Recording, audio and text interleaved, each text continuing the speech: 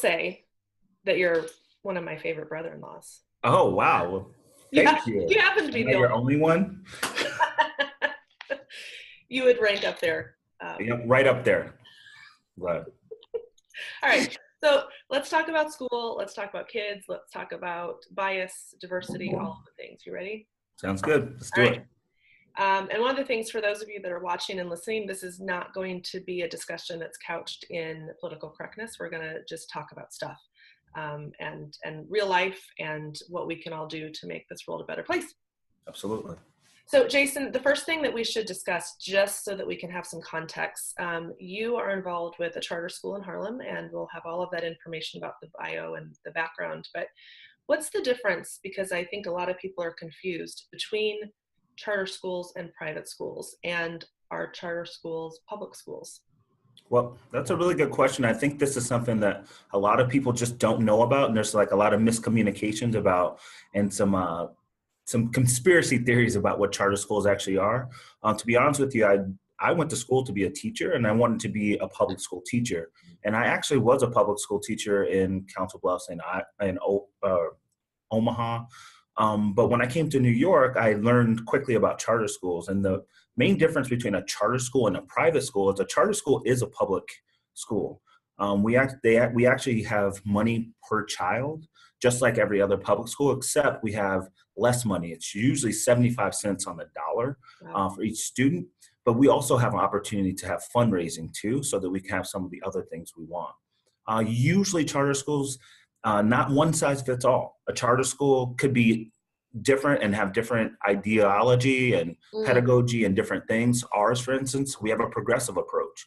Other places, they may fine tune themselves into other things like STEM or those things. So we just have the flexibility to do what we want to without having the bureaucracy of a place like New York City public schools telling us how and when to do things. But you still have some reporting and some accountability. Like it's not just a free for all.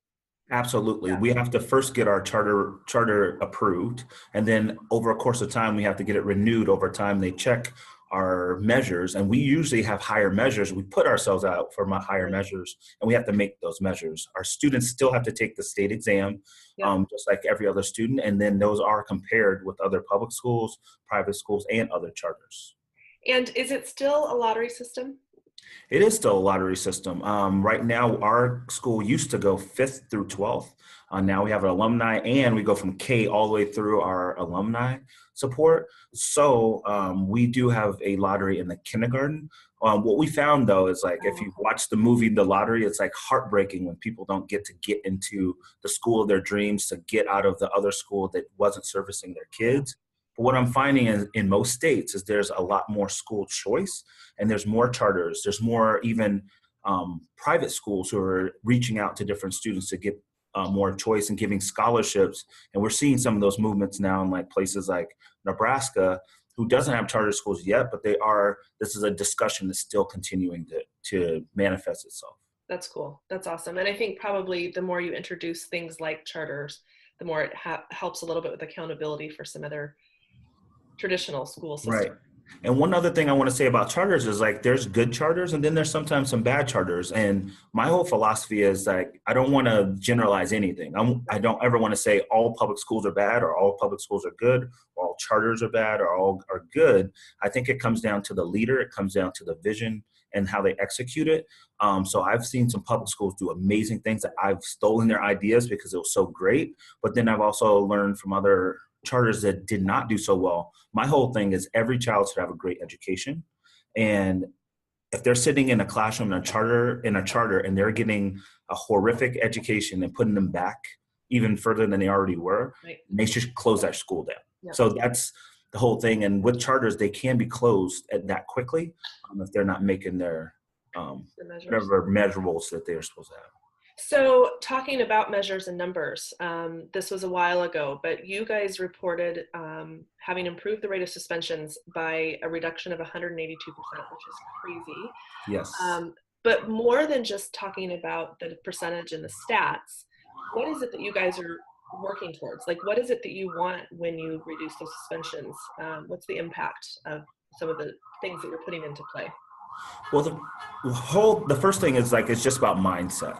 If a student's not in school, then they're not learning. And we have learned that over time that students who are not in school, who are suspended, they really don't learn anything from the situation. They just go home and maybe they feel badly about it, or their parents give them some pressure. But really what we've seen is it's not helping at all to rehabilitate whatever the behavior is that was unwarranted for the community. So what we decided to do is like, hey, these are kids we love. These are kids that we look at in our own eyes and say, hey, we look at you as one of us. We've taken the stand to take the time to discipline children, which means simply to teach them what is the right thing to do. How do you reflect on your behavior? What was your impact to your community? What does this mean for you? And just have them think about this all the time. Since our progressive educational approach matches them using critical thinking skills and making sure that they're actually owning their own education, we thought, why wouldn't our behavior system be the same?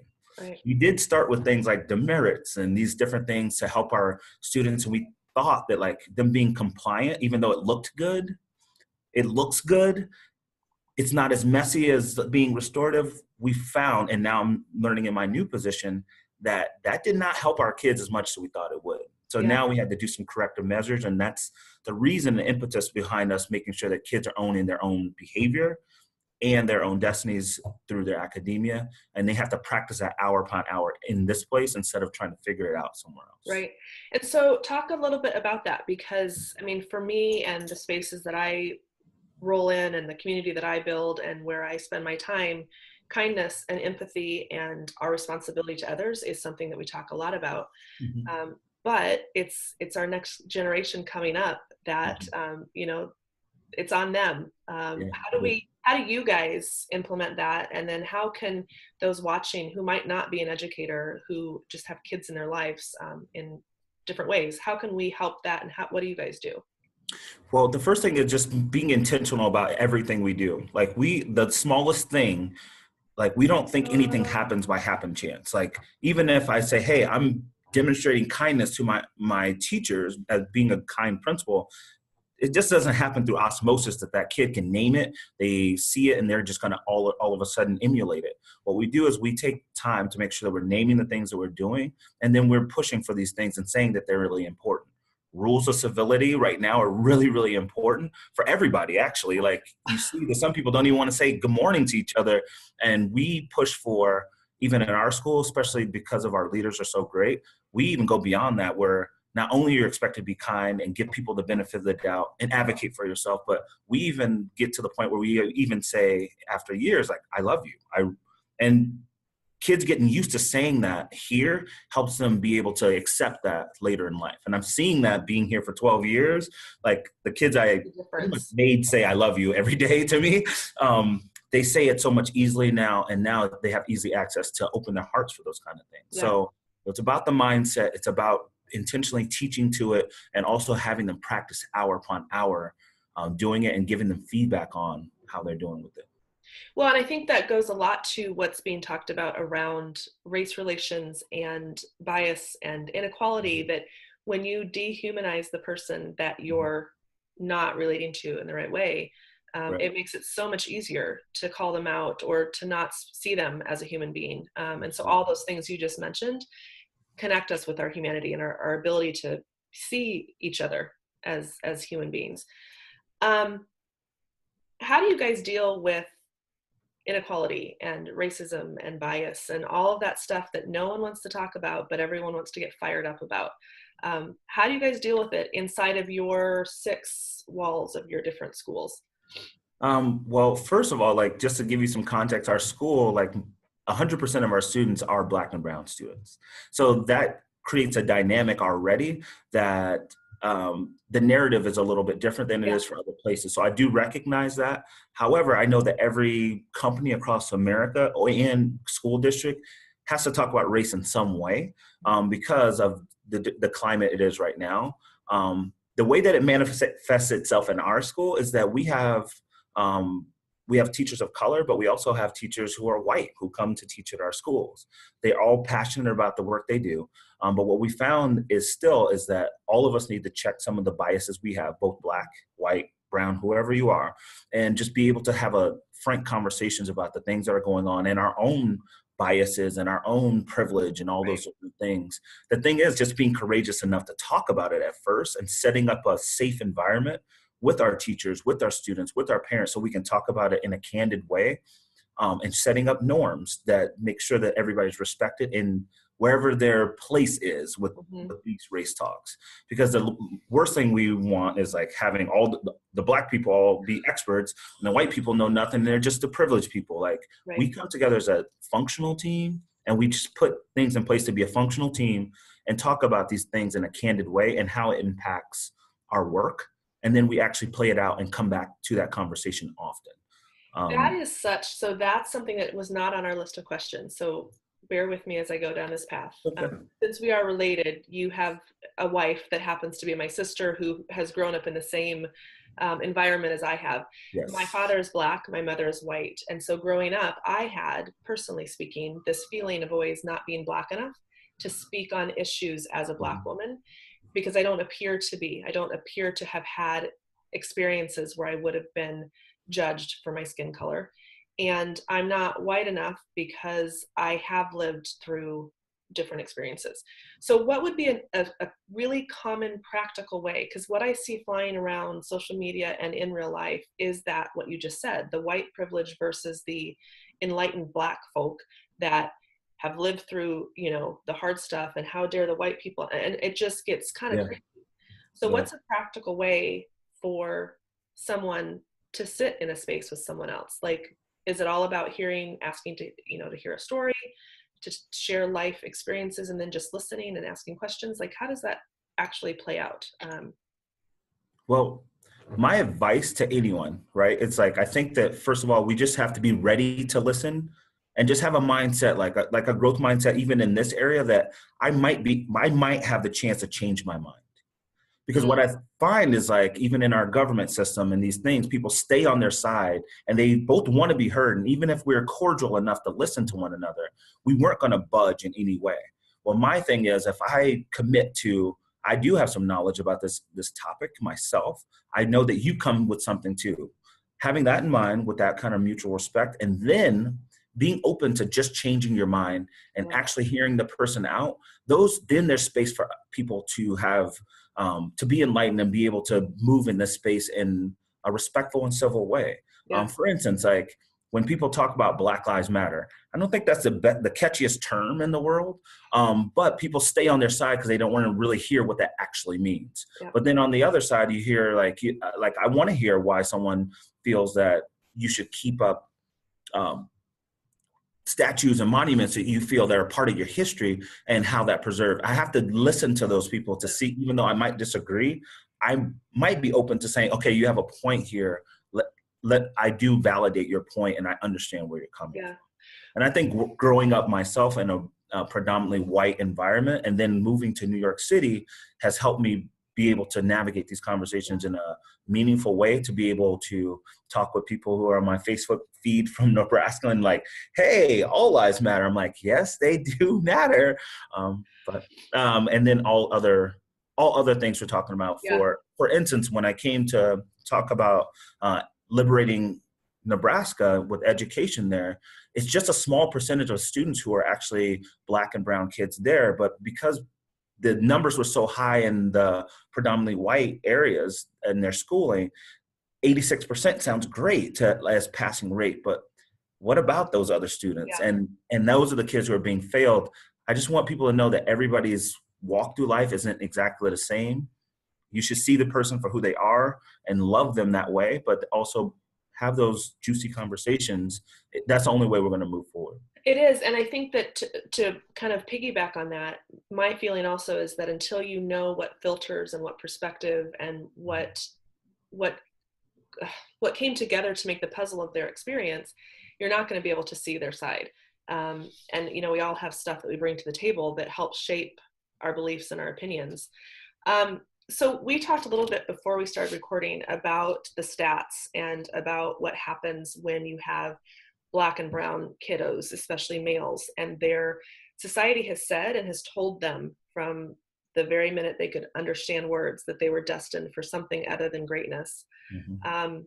I know that when you were in the classroom and as a teacher, you would do something with your students every day that would help change Yeah. that a little bit. Can you talk a little bit about that, and then also talk about how you guys as educators and people impacting kids' lives are helping to shift that norm of what they can expect in their future? Right. As a teacher and as a principal, every morning, it was the love of my life. I love doing this every single morning. But I did actually shake hands with every single student and look them in the eye and say, hey, you're destined for greatness. You're created for a purpose. I usually start off with a question first, like, hey, what's your destiny? And then they just like, oh, to be a basketball player. Oh, to be a business, to be rich or whatever. And I just say no. And then I shake their hand, hug them, whatever, and leave. If we had a special handshake, we use our special handshake. But as time went on, like every day, if you think about it, 180 days, you're hearing you're destined for greatness. You can be the greatest man alive. You're going to be a husband one day. You're going to be a mother one day. You're going to be this. Like your destiny isn't just to be those things, to be great. Yeah.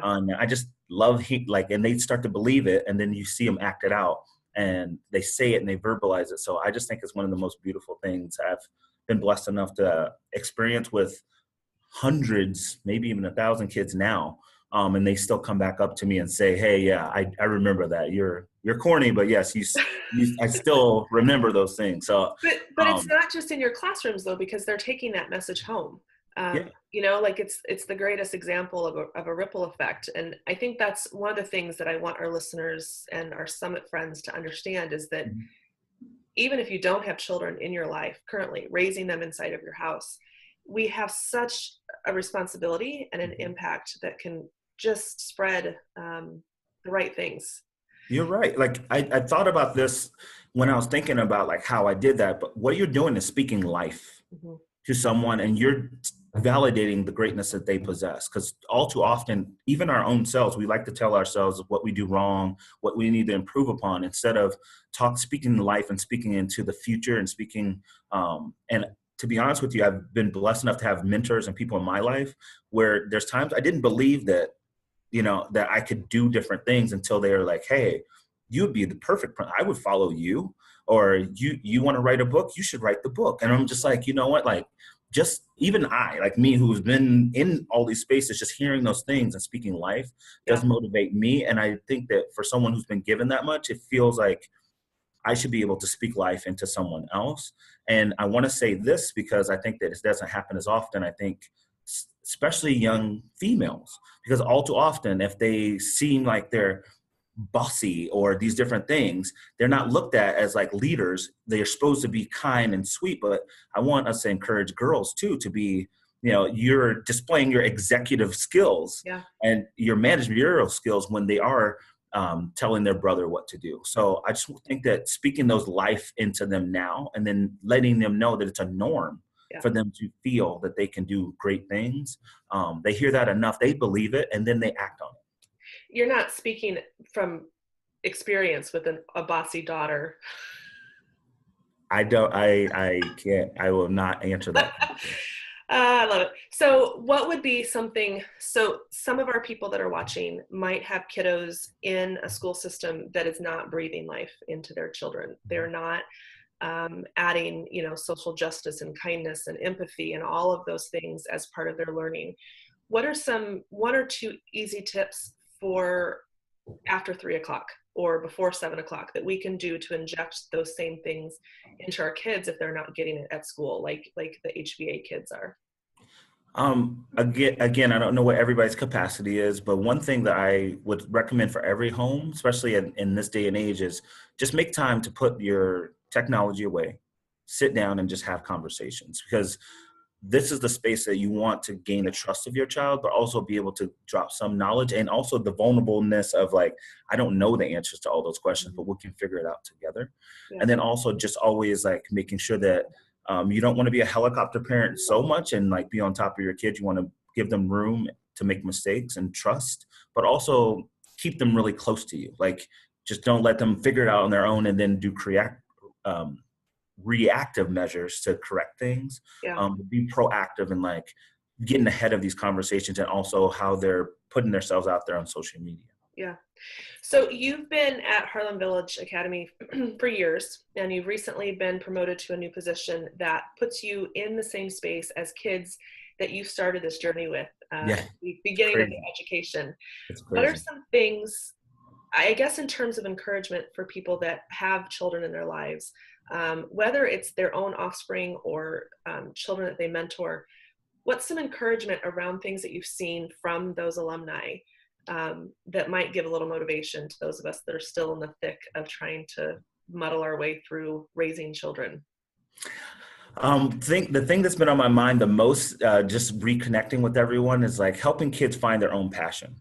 Because I think that part of the things we did well here is we had high expectations for academia, but one thing that I think that we could have done better, and now we're trying to do more in our schools now, is like kids are actually designed to do something. You actually know it way early. Like with my own kids, with the kids are here, you know it, and but finding ways to feed into that, whether it be mentorships or finding resources for them aside their school, it's like finding and being kind of like a dream manager. Like, what are you interested in? How can I help you be more interested in those things and have more experience doing those? I think that that's the thing that's been in my mind the most lately, because kids do school, and I know kids who do school really, really well.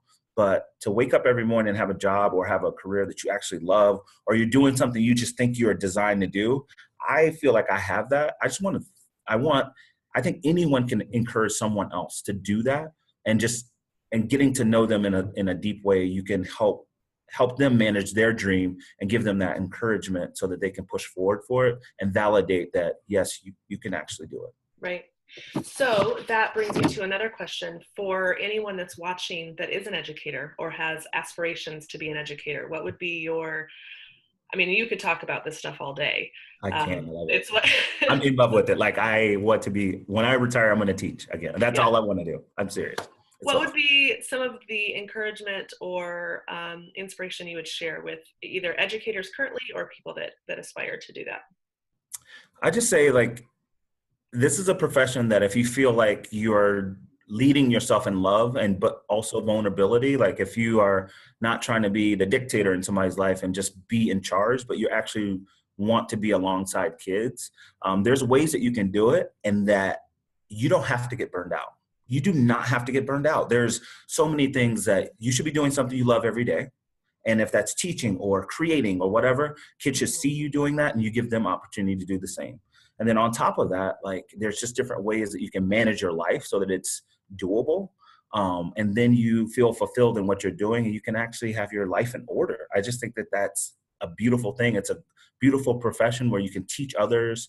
And one thing I'm finding is, like, the more I give, the more fulfilled I am, Yeah. right? Like, so it's like I'm finding now, and you probably have some people out there like, I just have an itch. I just want to help with something, right? And I'm like, when you find that, you find yourself having more value in your own job and your own worth, and you're a better father, you're a better husband, you're a better all those things because of what you're giving, instead of looking at it from a different Yeah. perspective, like you're just giving of yourself and it's not being replaced. Like, Yeah. I feel like having conversations with parents and students and teachers, and them walking away with, man, I'm so encouraged. I'm like, holy moly, I'm encouraged too. Now I want to try something else. It's like, it's addictive, you know? So I just think that if teachers can have that mindset, and then also some practical things like depersonalizing things so that you're not taking things home with you that need to be left at the door. Yeah. Some people put a lot of pressure on themselves that way,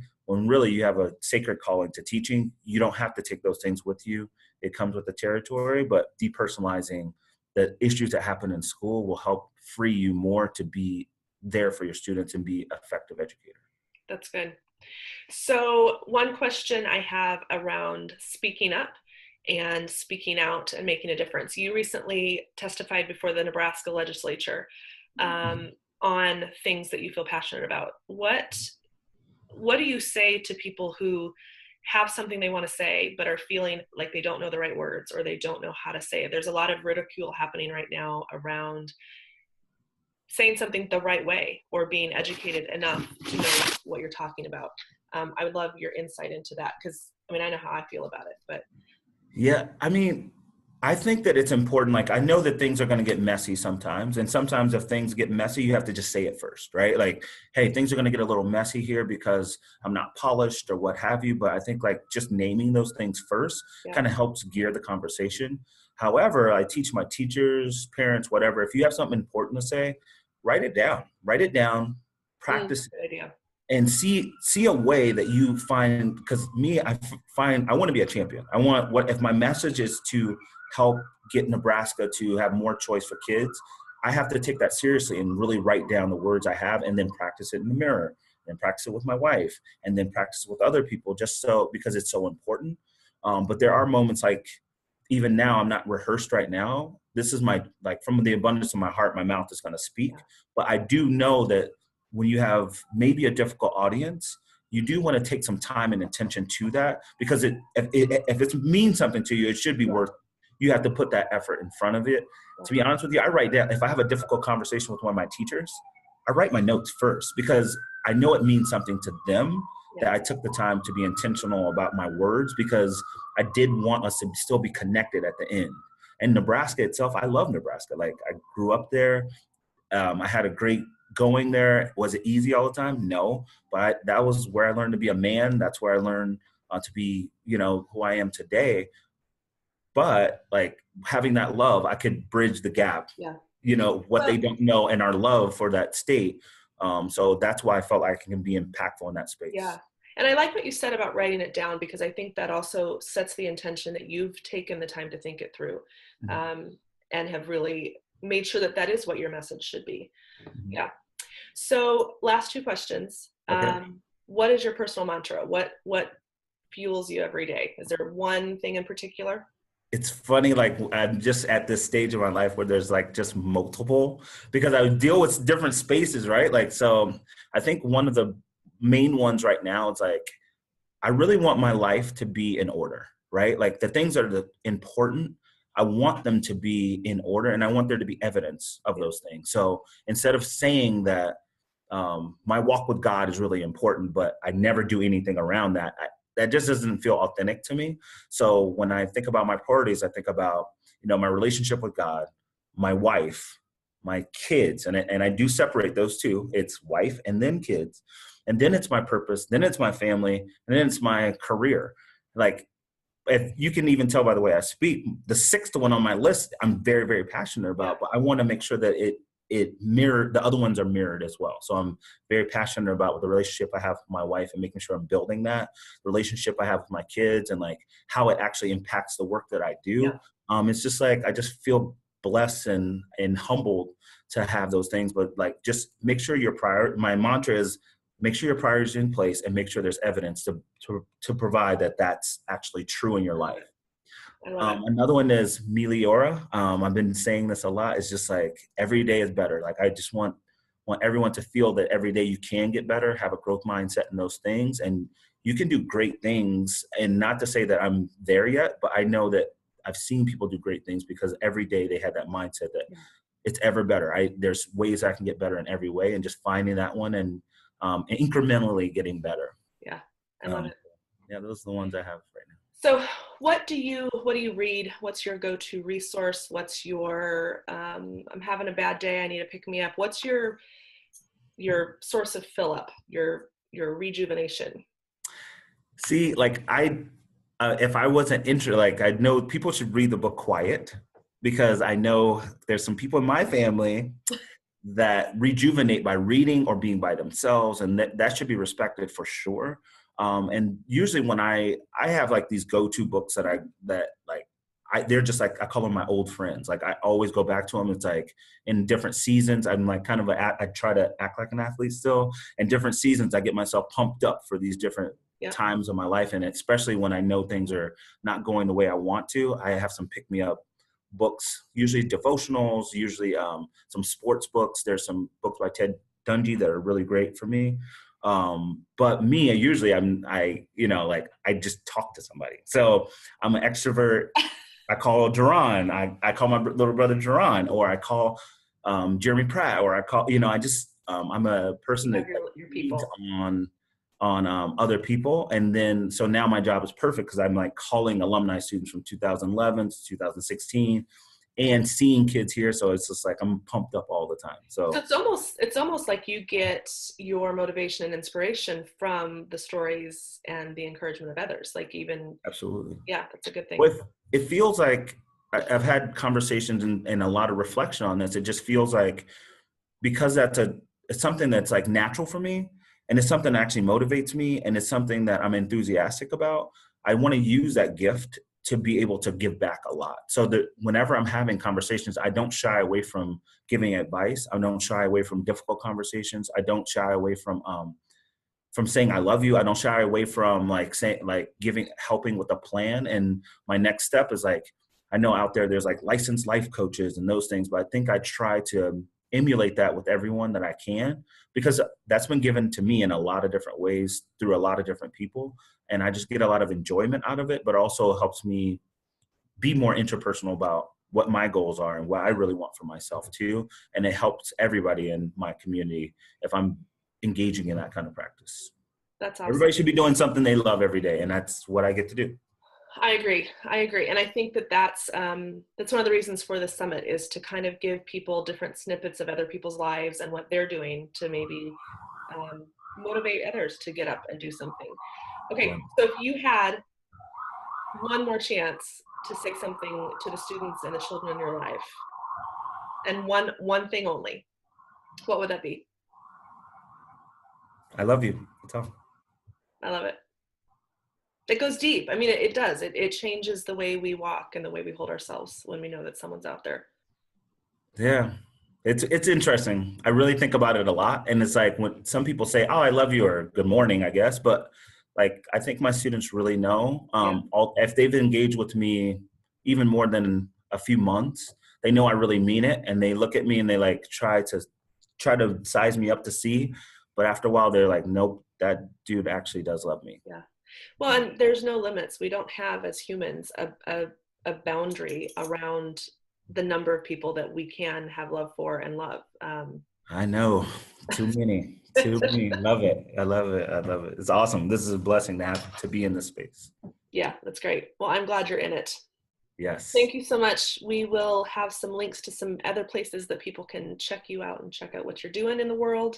All right. Thank you, Jason. Thank you, guys. Thank you, Naomi. Thanks.